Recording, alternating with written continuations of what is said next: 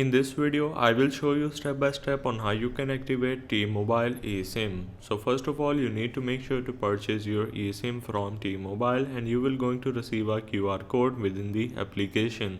Now once you have received the QR code, you can now head over to your device settings and then you need to look for the option of SIM manager, or you can simply search for it.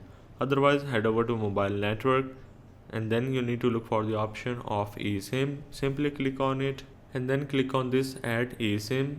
Make sure to click on next on the bottom right, and now you just need to simply scan the QR code that you have received from T-Mobile.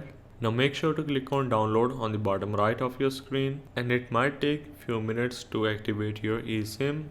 Once you have activated your eSIM, you can now go back to your eSIM and then you just need to click on it. Make sure to look for the three dots and then click on enable, and this is going to enable your T-Mobile eSIM onto your Android device. So that's the way of how you can enable your T-Mobile eSIM on Android.